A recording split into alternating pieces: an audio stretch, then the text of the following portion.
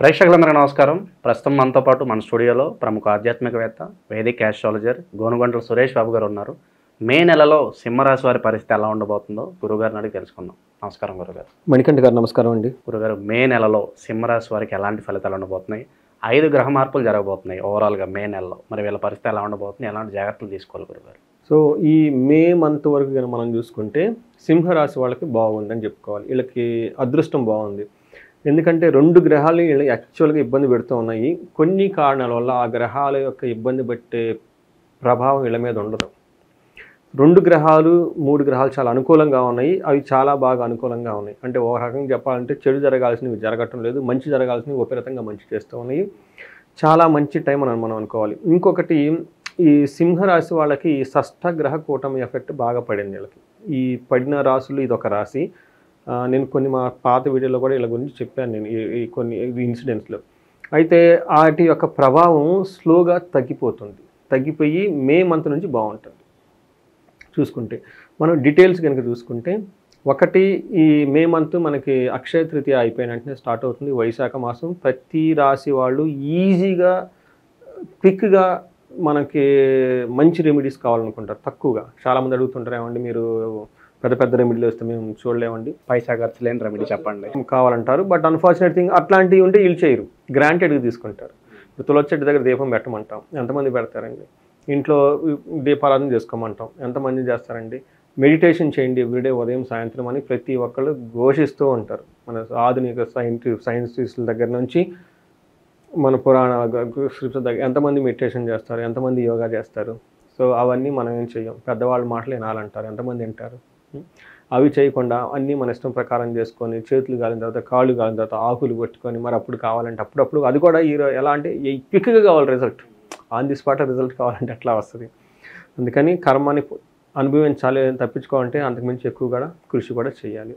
So వీళ్ళకి ఎందుకు ఈ విషయం చెప్తున్నామంటేనండి, ఈ 8th హౌస్లో షష్ఠగ్రహ కూటమి ఉండటం వల్ల ఏదైతేనేమి కొంచెం లాస్ట్ 3 months ఇబ్బందులు పడ్డారు. అయితే ఈ మంత్ నుంచి వీళ్ళకి బాగుంటుంది. పర్టికులర్ ఈ మంత్ చాలా బాగుంది. అయితే వీళ్ళకి ఇంకొక ప్రికాషన్ ఏమంటే, వీళ్ళకి అష్టమ శని స్టార్ట్ అయిందండి. ఇది నిదానంగా వీళ్ళకి కొంచెం ఏమంటే దాని యొక్క ప్రభావం వీళ్ళ మీద పడుతుంది. చాలా డీటెయిల్డ్గా సింహరాశి వాళ్ళకి మనము ఉగాది రాశి ఫలాలు చేసాము. ఖచ్చితంగా సింహరాశి వాళ్ళు ఎవరైనా కనుక మిస్ అయ్యి ఉంటే ఇంకొకసారి అది చూడాలని చెప్పేసి అందరికీ మనం ఒక సజెషన్ లాగా ఇస్తున్నాం. ఎందుకంటే నేను ఆ రాశి ఫలాలు దాదాపు 15-20 days కూర్చొని మన మహర్షులు అసలు పురాతన గ్రంథాలు ఏం చెప్పారు అన్నది తీసుకొని, ప్లస్ లాస్ట్ 1 year అంతకుముందు నా ఈ రాశి ఫలాలు అంతకుముందే ఉన్నాయి. 2024 yearకి సంబంధించిన క్రోధినామ సంవత్సరం చేశాను. అవి నేను రెఫరెన్స్గా పెట్టుకొని నాకు వచ్చిన కాల్స్ని చూసుకొని, ఈ కాల్స్ నేను చెప్పిన వాటికి ఎంత కోరిలేట్ అవుతుంది అంటే, ఒక పక్క స్ట్రాంగ్ థియరిటికల్ బ్యాక్గ్రౌండ్, ఒక పక్క స్ట్రాంగ్ కేస్ స్టడీ ప్రాక్టికల్గా పెట్టుకొని రియల్ టైంలో జరిగిన ఈ మహర్షులు చెప్పుని చూసుకొని కాంపరైండ్ చేస్తూ చాలా ఆథెంటిక్గా చేస్తాను. పరిహారాలు కూడా చాలా బాగా చెప్పాను నేను. మీరు నాకు డబ్బులు కన్సల్టేషన్ ఇచ్చి తీసుకున్న పరిహారాలు అవే, గోచారం వరకు. అఫ్కోర్స్ జన్మజాతకంలో దోషం ఉంటే అది ఇంకా వేరే అనుకోండి. అందుకని ఈ రాశి వాళ్ళు చాలా చాలా ముఖ్యం. ఎందుకు ఎంతసేపు వీళ్ళ గురించి చెప్తున్నానంటే, వీళ్ళకి అష్టమ శని స్టార్ట్ అవబోతుంది. Prevention is better than cure. అంతే కదండి. పడిన తర్వాత గాయానికి మందు రాసుకొని ఉండేదానికంటే కూడా పడకుండా ఉండటం ఉత్తమం కదా. మన ఆవేశపడిపోయేసి వీళ్ళకి కొత్త కొత్త ఆఫర్స్ కనిపిస్తూ ఉంటాయి. ఏంజల్స్ వస్తాయి. ఇప్పుడు వీళ్ళకి దేవదూతలు వీళ్ళకి కళ్ళ ముందు కనిపిస్తుంటారు. వాళ్ళని ఊరించి బయటికి తీసుకుపోవడానికి ఆ దేవదూతలు కాస్త మళ్ళీ రాక్షసులాగా మారిపోయి వీళ్ళ దగ్గర ఉన్న ధనము, కీర్తి, ప్రతిష్ట, పొరుగు మొత్తం పోగొట్టుకునేదాకా చేస్తున్నాడు. అంతే కదండి. మనకు ఆపర్చునిటీ, మన ట్రాప్ 2 కనపడదు. 2 ఒకేలాగా ఉంటుంది. చూడటానికి 2 ఒకేలాగా ఉంటుంది. మనం దిగితే కదా తెలుస్తుంది. మోసపోయిన వాళ్ళంతా ఏమనుకుంటారు, మంచి ముందు బాగుందనే అనుకుంటారు కదండి. అవకాశం కూడా అయి ఉండొచ్చు, ట్రాప్ కూడా అయి ఉండొచ్చు. ఏదైనా opportunity or trap, both look same. దాన్ని తెలుసుకోవాలంటే రియల్ లైఫ్లోకి వెళ్ళాలి కదా. అందుకే మనకి ప్లానెట్స్ యూజ్ చేస్తూ ఉంటుంది. అందుకని సింహరాశి వాళ్ళకి ఇంకొకసారి ఎవరైనా కనుక మిస్ అయ్యి ఉంటే ఖచ్చితంగా సెర్చ్ బాక్స్లో మనం సెర్చ్ చేసుకుంటే, ఈ ఛానల్లో మనకు ఆల్రెడీ ఎక్కడ ఉన్నాం చూసుకుంటే ఆల్రెడీ మనకి ఒక్క మంత్ ఎన్నికలు పోతే ఉంటాయి. కాబట్టి టైం స్పెండ్ చేయండి, వాళ్ళ సింహరాశి గురించి తెలుసుకోవాలని చెప్పి స్పెషల్ విజ్ఞప్తి అండి. తర్వాత ఈ సింహరాశిలో మే మంత్ కనుక చూసుకుంటే, ఇందులో నక్షత్రాలు మఖ 1, 2, 3, 4 పాదాలు, ఉత్తర 1, 2, 3, 4 పాదాలు, పుబ్బ 1, 2, 3 పాదాలు, ఉత్తర ఫస్ట్ పాదం. ఇదంతా మనకి సింహరాశిలో వస్తారు. అయితే ఇందులో పేరు బలం కనుక మనం చూసుకుంటే చాలా ఎక్కువగా పేరు బలం కలిగిన వాళ్ళు ఇందులో ఎక్కువ ఉంటారండి. మనకి మా, మీ, ము, మే, మో, టా, టీ, టు, టే అంతా కూడాను మనకి ఈ సింహరాశిలో వస్తారనమాట. మోరార్లెస్ ఇదే సౌండ్తో ఉన్నవాడు కూడా. మనకి గ్రహస్థితిని బట్టి కనుక చూసుకుంటే సూర్యుని యొక్క సంచారం వృషభ రాశిలో, శుక్రుని సంచారం మీనరాశిలో ఉన్నాయండి. వీటితో పాటు కుజుడు కర్కాటక రాశిలో ఉన్నారు. ఇంతేకాకుండా మీరు చెప్పిన విధంగా కొన్ని గ్రహాలు కూడా బుద్ధ పూర్ణిమ తర్వాత మారుతూ ఉన్నారు. అందులోనూ గురువు, రాహుకేతులు మారుతున్నాయి. వీటి యొక్క వివరంగా మనం ఆల్రెడీ ఉగాది రాశి ఫలాలు చెప్పుకున్నాం కాబట్టి ఇంకొకసారి అది చూస్తే సరిపోతుంది. మనకి ఈ సూక్ష్మంగా క్లుప్తంగా కనుక చెప్పుకోబోతుంటే వీళ్ళకి ఎలా ఉండబోతుందంటేనండి, సూర్యుడు వల్ల విపరీతంగా మంచి లాభం కలుగుతుంది. వీళ్ళకి క్రియాఫలం, మనం ఏదైనా కనుక కష్టపడి పనిచేస్తే దానికి తగిన విధంగా లాభం ఈ మంత్లో వీళ్ళకి వస్తుంది. రెండోది, ఎవరైతే కనుక వ్యాధుల ద్వారా బాధపడుతూ ఉన్నారో ఈ మంత్ వీళ్ళకి ఉపశమనం వస్తుంది. రెండోది, ఎవరికైతే దాన్ని పని చేస్తే ఆటంకాలు ఉంటాయో ఈ ఆటంకాలు ఈ మంత్లో పోతాయి వీళ్ళకి. తర్వాత సంపద, వీళ్ళ చుట్టూ ఐశ్వర్యవంతంగా తగిన విధంగా ధనము అందుతూ చాలా బాగుంటుంది. ఈ మే మంత్ ఓవరాల్గా చూసుకుంటే వీళ్ళకి చాలా మంచి మంత్ అని మనం చెప్పుకోవాలి. అందులో శని ఉన్నారనుకోండి, బట్ శని యొక్క జస్ట్ వాళ్ళు ఇప్పుడే ఎంటర్ అవడంతో కొంచెం సిగ్నల్స్ వస్తాయి వీళ్ళకి. కొన్ని విషయాల్లో కొంచెం కేర్ఫుల్గా అబ్జర్వ్ చేసుకుంటూ ఒకటికి రెండు విషయాలు రొటీన్గా డెసిషన్ తీసుకోకుండా కొత్తగా ఏదైనా వచ్చినా, కొత్త ఆలోచన వచ్చినా, కొత్త మనుషులు వచ్చినా, కొత్త అవసరాలు వచ్చినా ఒకటికి రెండు సార్లు ఆలోచించుకొని వీలైతే కన్సల్టేషన్ తీసుకొని జాతకం చెప్పించుకొని ప్రికాషనరీగా చాలా ఉండటం చాలా చాలా ఇంపార్టెంట్. ఎందుకంటే లాస్ట్ హోల్ ఇయర్ నేను చాలామంది చూస్తున్నాను. పర్టికులర్గా కొన్ని రాశులు వాళ్ళకైతే ఈ అష్టమ శని ఈ రాశి వాళ్ళకి ఎక్కువ తగిలింది. ఎవరికి మనకి కర్కాటక రాశి వాళ్ళకి ఇప్పుడు శని పెడలు పోయినాయి. అది ఈ రాశి వాళ్ళకు ఉంది కాబట్టి వీళ్ళ చుట్టూ ఉన్న వాళ్ళు కర్కాటక రాశి వాళ్ళకి ఎవరైనా ఉంటే ఒక ఇద్దరు ముగ్గురిని ఒక కేస్ స్టడీలాగా తీసుకొని రీసెర్చ్ లాగా చేసి ఎంక్వైరీ చేసుకొని వాళ్ళ యొక్క జరిగిన సంఘటనలు వీళ్ళు చాట్లో పెడితే ఈ రాశి వాళ్ళు కూడా చూసుకొని వీళ్ళకి రాబోయే ప్రమాదాలను తప్పించుకుంటారు. అంతే కదండి, మనిషికి హెల్ప్ చేస్తే దేవుడు మనకి హెల్ప్ చేస్తాడు కదా. ఋషి మనకి ఏమంటారు, రుణం అంటారు. మన ఇద్దరు కన్వర్జేషను, నేను ఋషులకు సంబంధించిన బుక్స్ అన్ని చదువుకోవటం వల్ల నాకు జ్ఞానం వచ్చింది. మరి ఆ రుణం ఎలా పోతుంది ఇలా చెప్పటం ప్లాట్ఫామ్స్ మీద. మరి ఎవరో వీడియో చూస్తారు, చూసిన వాళ్ళకి అది జ్ఞానం ఉంటుంది కదా. మరి ఆ రుణం ఎలా తీర్చుకుంటారంటే అందులో ఒక మంచి కామెంట్ పెట్టడం, తెలిసిన వాళ్ళకి ఇబ్బందులు వాళ్ళకి షేర్ చేయటము, ఇలా ప్రాబ్లమ్స్ వస్తాయి, ఇదిగో ఉంది జాగ్రత్తగా ఉండు చెప్పుకోవటం. తల్లి చూసింది అనుకోండి పిల్లలకు షేర్ చేయటము, లేదంటే భార్య చూస్తే వైఫ్కి షేర్ చేయటం, కుటుంబంలో ఎవరన్నా నా పక్క వాళ్ళకి షేర్ చేసుకోవటం. ఇలా షేర్ చేస్తుంటే ఆ ఋషి రుణం పోతుంది. రెండోది, వాళ్ళు తప్పించకుండా వాళ్ళ పడే బాధలు మిమ్మల్ని రక్షించినందుకు దేవుడు కూడా మిమ్మల్ని రక్షిస్తాడు, మీ పిల్లలకి యూజ్ అవుతుంది. సో ఈ విధంగా మనకి ఏంటంటే నాలెడ్జ్ గురు పరంపరంగా పోయే ఆచారం మన దగ్గర ఉంది కాబట్టి పర్టికులర్గా ఈ సింహరాశి వాళ్ళకి ఎక్కువగా చెప్తున్నాను, సహనంగా వినండి. ఓకే, ఎందుకంటే అవుట్ ఆఫ్ కంపాషన్ ఇబ్బందులు పడకూడదన్న ఉద్దేశంతో చెప్తున్నాను అనమాట. తర్వాత వీళ్ళకి సంపదమయంగా ఉంటుంది. మనకి గ్రహం వైజ్ కనుక చూసుకుంటే ఎలా ఉంటుందంటే, సూర్యుడు 10th హౌస్లో ఉండటం వల్ల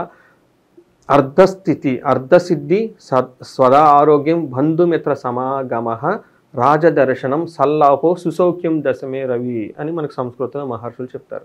దాని మీనింగ్ ఏంటంటే అండి, అర్ధసిద్ధి ఆదాయం ప్రకారంగా బాగుంటుంది, సదా ఆరోగ్యం బాగుంటుంది, బంధుమిత్రులతో చక్కగా కలిసేసి హ్యాపీగా ఉంటారు. రాజదర్శనం అంటే ఇప్పుడు రాజులు లేరు కాబట్టి అండి గవర్నమెంట్ అఫీషియల్స్ లేదంటే బ్యూరోక్రాట్స్ అనుకోవచ్చు, తర్వాత ఆఫీసుకి సంబంధించిన మనుషులు, ఇలాంటి వాళ్ళతో చక్కగా మాట్లాడి వీళ్ళకి కావలసిన పనిని చక్కగా చేయించుకుంటారు. సో ఇది ఒక బెస్ట్ టైం అని మనం అనుకోవాలి. అయితే ఒక్క విషయంలో కేర్ఫుల్గా ఉండాలి, లాస్ ఆఫ్ కంఫర్ట్. వీళ్ళకి గృహస్థానంలో సూర్యుడు యొక్క దృష్టి ఉండటం వల్ల, సూర్యుని యొక్క దృష్టి మంచిది కాబట్టి ఇంటికి సంబంధించిన వ్యవహారంలో అంత సౌఖ్యము సుఖంగా కంఫర్టబుల్గా ఉండదు. కొంచెం జాగ్రత్తగా ఉంటే సరిపోతుంది. కుజుడు వీళ్ళకి 12th హౌస్లో ఉండటం వల్ల, 3వ ఇంట్లో 7th హౌస్ని చూడటం వల్ల, అయితే ఈ కుజుడికి వీళ్ళకి విపరీత వేద ఉండటం వల్ల కుజుడికి పెట్టాల్సిన ఇబ్బందులు తప్పించుకుంటున్నారు వీళ్ళు. బట్ ఎలాంటి విషయాలు అంటే జనరల్గా స్త్రీలతో వివాదం వచ్చే అవకాశం ఎక్కువగా ఉంది, కానీ అవి పోతాయి, ఎక్కువగా ఉండదు. అలానే ధనానాశనం జరిగే అవకాశం ఎక్కువగా ఉంది, బంధువులతో గొడవలే అవకాశం ఎక్కువగా ఉంది, ఏదైనా హాస్పిటల్స్ ఇలాంటి ఖర్చులు వచ్చే అవకాశం ఎక్కువగా ఉంది. అయితే లక్కీగా అవి పెద్ద పెద్ద ఖర్చులతో కాకుండా పెద్ద పెద్ద బాధలతో కాకుండా సింపుల్గా పోతాయి వీళ్ళకి. అయితే మూడో ఇంట్లో దృష్టి, ఏడో ఇంట్లో దృష్టి కూడా ఉండటంలో మూడో ఇంట్లో ఉండటం వల్ల ఏమవుతుందంటే మంచి ఆరోగ్యంగా ఉంటుంది, వస్త్రలాభం ఉంటుంది, బంగారు వస్తువులు కొనే అవకాశం వీళ్ళకి ఎక్కువగా ఉంటుంది. అక్షయ తృతీయ సందర్భంగా చేస్తున్నాం కాబట్టి గ్రహస్థితులకు అనుకూలంగా ఉంది కాబట్టి మిస్ అవ్వకుండా ఖచ్చితంగా బంగారం కొనండి. అక్షయ తృతీయ రోజు ఓకే, బంగారం ధరించిన, బంగారం కొన్న, దానం చేసిన, మంచి ఉద్దేశంతో ఏది చేసినా కానీ స్థిరంగా ఉంటుంది. పర్టికులర్గా స్థిరంగా మాతో ఉండాలి అనుకున్న పనులు ఎక్కువగా చేయండి. సో భార్యాభర్తలు కలిసి వేద ఆశీర్వాదం తీసుకోవటం, కలిసి కుటుంబ సభ్యులను చేయటం, లేదంటే ఏదైనా దానం కనుక చేయటం. ఆ రోజు సర్వార్థ సిద్ధి యోగం కూడా ఉంది. ఈ రాశి వాళ్ళకి ఎక్కువగా చేయడం చాలా చాలా ఇంపార్టెంట్. ఆ రోజు ఏదన్నా పనికి శ్రీకారం చుట్టినా అది బాగా కలిసి వస్తుంది అంటారు. అవునండి, ఆ రోజు సాయంత్రం పూట రోహిణీ నక్షత్రం ఉంది. సో రోహిణీ నక్షత్రం వచ్చేటప్పటికి పెళ్ళిళ్ళు మనకి ఎక్కువ రోహిణీ నక్షత్రంలో జరుగుతాయి. తాళిబొట్టు కడతారు కదండి, అది మాంగళ్య ధారణ అంటారు సంస్కృతంలో, తెలుగులో తాళిబొట్టు కట్టడం అంటారు. సో ఈ తాళిబొట్టు కట్టడం ఎందుకు కడతారంటే ఆ బంధం స్థిరంగా ఉండాలి, అందుకని రోహిణీ నక్షత్రంలో చేస్తారు. రెండోది బావులు తవ్విస్తుంటారు, పూర్వకాలంలో బోర్వెల్స్ వేపిస్తుంటారు, ఎందుకంటే ఎప్పుడు స్థిరంగా మనకు నీళ్లు రావాలని. అందుకని ఈ టైంలో విగ్రహ ప్రతిష్టలు చేస్తూ ఉంటారు, ప్రాణ ప్రతిష్టలు, ఎందుకంటే ఎప్పుడు స్థిరంగా ఉండాలి. పేరు నామకరణ చేస్తారు. సో మీ పేరు మణికంఠ కాబట్టి మణికంఠ అని ఈ టైంలో కనుక పెడితే ఆ పేరు స్థిరంగా కొన్ని వేల సంవత్సరాలు ఉండిపోతూ ఉంటుంది ఆ మనిషికి అనే ఉద్దేశంతో ఇలా స్థిరంగా ఉండాలి అని మనకి చేస్తుంటారు. నాకు బాగా గుర్తండి, బెంగళూరు మెట్రో సర్వీస్ స్టార్ట్ చేసింది రోహిణి నక్షత్రంలోనే. ఎందుకంటే ఆ నక్షత్రం, ఆ ముహూర్తం పెట్టిన వాళ్ళు అప్పుడు నేను బెంగళూరులోనే ఉన్నా. ఇవన్నీ చూస్తూ ఉంటాయి ఇన్సిడెంట్స్లో ఏమేమి జరుగుతుందని. నాకు బాగా గుర్తు, రోహిణి నక్షత్రంలో ఆ metro service first service start చేశారు అక్కడ. ఎందుకంటే ఆ సర్వీసు స్థిరంగా కంటిన్యూగా ఉండాలి అని. అలా ఈ ఉద్దేశంతో బంగారం మనం కొనుక్కుంటే మన ఇంట్లో బంగారం స్థిరంగా ఉంటుంది, బయటికి పోకుండా, తాకట్టు పోకుండా, అటు ఇటు పోకుండా అని చెప్పేసి మనకి స్థిరంగా ఉండాల్సిన ఏది కొనుక్కున్నా కానీ మంచిది. ఆ రోజు అమ్మవారికి ఇష్టమైన కాబట్టి మనకి శ్రీ సూక్తంలో అమ్మవారి గురించి చాలా, అది మనకి సపరేట్ ఎపిసోడ్ చేద్దాం దాని గురించి. ఎవరైనా గనక ఉంటే ఖచ్చితంగా బంగారం వీళ్ళకి అనుకూలంగా ఉంది కాబట్టి ఖచ్చితంగా కొనుక్కోండి. ఇప్పుడు అశ్రద్ధ చేయకుండా దీని మీద అటెన్షన్ పే చేసి టీవీలో ఆ న్యూస్లు అనకుండా మీరంతా మీరు భక్తిగా కొనుక్కొని ఆ రోజు ధరించుకొని ఆ హీరో మొత్తం ఎలా ఉందో మీరు సెల్ఫ్ రెస్పెక్ట్ చేసుకోండి. బాగుంటే నెక్స్ట్ ఇయర్ కొనండి, ఇంత ఏదో అనుకూలంగా లేదనుకోండి వదిలేసేయండి. దాంట్లో ఏం లేదు, బంగారం రేటు పెరుగుతుంటుంది కదా, ఈలోపు బంగారం అయితే ఎక్కడికి పోదు కదా, ఇది వేరే ఖర్చు కాదు కదా, స్థిరమైన ఖర్చు ఇది కూడా. అలానే వీళ్ళకి బంగారం కొనే అవకాశం ఎక్కువగా ఉంది. శుక్రుడు వీళ్ళకి 8th హౌస్లో ఉండటం వల్ల ఇది శుక్రుడు మంచి యోగ్యతను ఇస్తూ ఉంటాడు వీళ్ళకి. అలానే టైమ్లీ మంచి ఫుడ్ తింటారు. తర్వాత సింహరాశి వాళ్ళకి ఈ మాసం బాగుందని చెప్పుకున్నాను. దానికి ఇంకో కారణం కూడా శుక్రుడు వీళ్ళకి 8th హౌస్లో ఉండటం వల్ల ఈ సింహరాశి వాళ్ళు నిలబడి ఉన్నారు, స్ట్రాంగ్గా ఉన్నారు ఈ షష్టగ్రహ కూటమిలో కూడా అనంటే ఒక కారణం శుక్రుడు. శుక్రుడు వీళ్ళకి చాలా చక్కటి యోగ్యతను ఇస్తూ ఉన్నాడు. ఈ శుక్రుడు ఎంతటి యోగ్యతను ఇచ్చాడంటే వీళ్ళకి దుఃఖనాశం, మహాసౌఖ్యం, బంధుమిత్ర సమాగమ, రాజదర్శనం, మర్ద ప్రాప్తి, రష్టమత్తే భృగునందనే అని మనకి సంస్కృతంలో మహర్షులు చెప్పారు. ఇందులో దుఃఖనాశనం, ఎంత దుఃఖం వచ్చినా దుఃఖం పోతుందంటే అదే ఇందాక చెప్పిన షష్టగ్రహ కూటంలో చాలా ఎఫెక్ట్ పడాల్సిన వీళ్ళు రేషనల్గా ఉండి తట్టుకొని నిలబడ్డారంటే అక్కడ మనకి శుక్రుడు ఉండటం వల్ల. మహాసౌఖ్యం, సౌఖ్యంగా ఉంటారు, బంధుమిత్రులతో చక్కగా కలిసి ఉంటారు. రాజదర్శనం అర్ధాప్తి అంటే పై బాస్లో కానివ్వండి, ఇందాక కూడా మనం చెప్పుకున్నాం బాసులతో బాగుంటుందని, ఇది కూడా మళ్ళీ దానికి సపోర్ట్ చేస్తూ ఉంటుంది. ఆఫీసులో కానివ్వండి, ప్రమోషన్స్ విషయంలో కానీ ఓవరాల్గా కనుక చూసుకుంటే బాగుంటుంది. సో ఇది మనకి సింహరాశి వాళ్ళ గురించి మనం చెప్పుకోవాలి. గురుగారు, ఈ రాశిలో ఏ నక్షత్రాల వాళ్ళు ఉంటారో వాళ్ళకి ఎలా ఉండబోతుంది? నక్షత్రం ప్రకారం కనుక చూసుకున్నట్టు మఖ, పూర్వ పాల్గొని, ఉత్తర పాల్గొని ఉన్నాయి. సో మఖా నక్షత్రం వాళ్ళకి దేహ పీడనము, ప్రాపర్గా చెప్పుకుంటే మఖా నక్షత్రం వాళ్ళకి విదేశాగమనము, పరవాసము, వస్త్ర లాభం అనేవి పాజిటివ్గా చూపిస్తుంది. ఛాలెంజెస్ కనుక మనం చూసుకుంటే వీళ్ళకి దేహ పీడనము, రోగము, హెల్త్ కాంప్లికేషన్స్ ఎక్కువ చూపిస్తూ ఉన్నాయి. దేహ పీడనం, హెల్త్ కాంప్లికేషన్స్ ఎక్కువ చూపిస్తూ ఉన్నాయి. తర్వాత పూర్వ పాల్గొని నక్షత్రం వాళ్ళకి చూసుకుంటే క్షేమంగా ఉంటారు, విదేశీ గమనం, ఫారిన్ వెళ్ళే అవకాశం ఎక్కువగా ఉంటుంది, రాజ్యలాభం ఉంటుంది, పరవాసం, ఇవన్నీ పాజిటివ్గా. మనకి నెగిటివ్ ఛాలెంజెస్ కనుక తీసుకుంటే దరిద్రము, దేహ పీడనము, రోగము అని చూపిస్తూ ఉంది. అలానే మనకి ఉత్తర పాల్గొని వాళ్ళకి నక్షత్రం కనుక చూసుకుంటే మనకి వీళ్ళకి క్షేమంగా ఉంటారు, రాజ్యలాభం ఉంది, పరవాసము ఇదంతా ఉంది. ఛాలెంజెస్ వచ్చేటప్పటికి దరిద్రము, దేహ పీడనము, రోగము. అంటే వీళ్ళకి కామన్గా కనుక చూసుకుంటే దేహ పీడనం, హెల్త్ కాంప్లికేషన్స్ ఎక్కువ చూపిస్తూ ఉంది. అలానే శుక్రుని వల్ల రోగం కూడాను ఈ హెల్త్ కాంప్లికేషన్స్ ఎక్కువ చూపిస్తున్నాయని మనం చెప్పుకోవాలి. ఇవి కాకుండా పూర్వ పాల్గొని నక్షత్రం వాళ్ళకి ధననాశనం, మఖా నక్షత్రం వాళ్ళకి పశునాశనం, ధననాశనం కూడా ఎక్కువ చూపిస్తున్నాయి. ఉత్తర పాల్గొనే వాళ్ళు కొంచెం జాగ్రత్తగా ఉండాలి. ఎందుకంటే వీళ్ళకి కేతు ఈ నక్షత్రంలోనే ఉండటంతో ఈ కేతు యొక్క ప్రభావం వీళ్ళకి మీద ఎక్కువగా ఉండి ఆధ్యాత్మికంగా ఉండటం, కొన్ని విషయాల్లో అనవసరంగా గొడవలు పడి మానసిక టెన్షన్గా ఉండే అవకాశం ఎక్కువగా ఉంటుందండి. గురుగారు ప్రజెంట్ గ్రహస్థితి ఇలా ఉంది కాబట్టి మరి వీళ్ళు ఎలాంటి పరిహారాలు చేసుకుంటే ఇంకా మంచి ఫలితాలు ఉంటాయి అంటారు? పరిహారం వీళ్ళకి సూర్యుని వల్ల దేహ పీడనం చూపిస్తుందండి. అంటే హెల్త్ కాంప్లికేషన్స్, వాళ్ళకి ఆదిత్య హృదయం చదివిన, సూర్య నమస్కారాలు చేసిన, గాయత్రి మంత్రం జపం చేసుకున్న, అగ్నిహోత్రం చేసుకున్న చాలా బాగా కలిసి వస్తుంది. ఇది నార్మల్గా ఇంట్లో మనం చేసుకోగలిగితే. ఇక్కడ ఒక ముఖ్యమైన విషయం చెప్పాలండి, చాలామంది మనకి సీనియర్ సిటిజన్స్ ఉంటారు, ముసలి వాళ్ళు అనుకోవచ్చు మనం.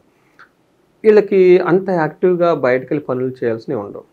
వీళ్ళు కనుక ఈ యోగా చేయటం, మెడిటేషన్ చేయటం, సూర్య నమస్కారాలు కనుక చేయటం, వీటన్నిటికంటే ముఖ్యం అగ్నిహోత్రం కనుక నేర్చుకుని ఇంట్లో ఉదయం సాయంత్రం అగ్నిహోత్రం కనుక చేయగలిగితే వీళ్ళు కింద ఉన్న 3, 4, 7 తరాలు వృద్ధి చెందుతారు. వీళ్ళ పైన ఫోర్ ఫాదర్లు ఇంకా ఎవరైనా కనుక వాళ్ళు ఏమైనా తప్పులు చేస్తుంటే అవి కూడా కరిగిపోతాయండి. రెండోది, వీళ్ళింటి వాతావరణం మొత్తం ఒక ఆరా ఉండి పాజిటివ్గా ఉంటుంది. తర్వాత వీళ్ళకి మా కొడుకు చూడలేదు, కోడలు చూడలేదు, నేను ఒంటరిగా ఉన్నాను, అది లేదు ఇది లేదని ఇన్ని ఉంటాయి బ్రెయిన్లో. ఆ ఏజ్ వచ్చినప్పుడు అలానే ఉంటారు, యాక్సెప్ట్ చేయాల్సిందే. బట్ ఇవి చేస్తే లేదు అన్న భావన మీకు అన్ని దగ్గరికి వస్తాయండి. అంతా అందరు మీ దగ్గరికి వస్తారు. ఏ చేయాలి? మంత్ర రక్షణ ఇది సామ్రాజ్య రక్షణ అని చెప్పేసి మనకి చాణక్య నృత్య సూత్రాల్లో ఒక కోడెడ్ ఫామ్లో ఉంటుంది. మనం బయటకు చెప్పే చాణక్య నృత్య సూత్రాలు కాదు, చాణక్య అర్థశాస్త్రం ఒక పవర్ఫుల్స్ ఉంటాయి. అవి అన్ఫార్చునేట్ థింగ్ అన్ని సాంస్క్రిట్లో ఉన్నాయి. దాన్ని కరెక్ట్గా డీకోడ్ చేసి కాంప్రహెండ్ చేసే లిటరేచర్ లేదు. అవి కూడా మనకు ఆధ్యాత్మికంగా పెట్టేశారు. అవి కూడాను అందులో చెప్తారు, మంత్రాన్ని ఎవరైతే రక్షించుకుంటారో వాళ్ళ సామ్రాజ్యం కాపాడబడుతుందంట. ఎవరైతే మంత్రాన్ని ఇగ్నోర్ చేస్తారో వాళ్ళు సంపాదించుకున్న సామ్రాజ్యం కూడా పోతుందంట. అందుకని అవునండి, చాలామంది అంటారు, ఏమండి నేను 20 లక్షలు 30 లక్షలు మా ఫ్రెండ్ దగ్గర పోయానని. అన్ని కోట్లు సంపాదించుకున్నా, లక్షలు సంపాదించుకున్నా, దేవుడికి ఏమైనా చేసుకుని మంత్రాలు ఆధ్యాత్మిక ఉన్నామంటే లేదు. డబ్బులు వచ్చినాయి కాబట్టి ఫ్లైట్ ఎక్కాను, బొంబాయి పోయాను, థాయిలాండ్ పోయాను, ఎడిటర్ చేసేస్తుంటారు కాబట్టి ఎక్కడ ఉంటుందండి. కొంచెం డబ్బులు పడంగానే మనం కూడా పడితే. అందుకని లక్ష్మీదేవి మంత్రాలను దర్శించుకొని చాలా ఇంపార్టెంట్. ఎందుకు చెప్తున్నానంటే అద్భుతమైన కొన్ని మన సనాతన ఉన్న ప్రాక్టీస్ మనం పోగొట్టుకున్నాం. అది సైన్స్ అయితే మనం అదొక మూఢనమ్మకంగా భావించి, మతంగా భావించి ఒక పక్కకు నెట్టేసాం దాన్ని. చాలా బాధాకరమైన మాట. అందులో ఒకటి అగ్నిహోత్రం. తర్వాత దాని గురించి చూద్దాం భవిష్యత్తులో. నేను దాని గురించి లిటరేచర్స్ అవన్నీ చాలా ఉన్నాయండి, చాలా సైంటిఫిక్ రీసెర్చ్ ఉన్నాయి. బట్ ఆ సైంటిఫిక్ పేపర్స్ని చెప్పేవాళ్ళు కూడా లేరు ఇక్కడ. ఎవరో కొంతమంది ఉత్సాహం సైంటిఫిక్ రీసెర్చ్ చేశారు, పబ్లిష్ అయ్యి ఉన్నాయి. బట్ ఇది ఇక్కడ ఉంది అని మనం ఒక ఇవి కాస్మెటిక్స్ అవి ఇవి గురించి మాకు ఈ పర్సంటేజ్ అని అడ్వర్టైజ్మెంట్లో చెప్తాము. బట్ దీనికి సంబంధించి అన్ఫార్చునేట్ థింగ్ ఇంకా మనం కనెక్ట్ చేసి తీసుకెళ్లాల్సినవి చాలా ఉన్నాయి.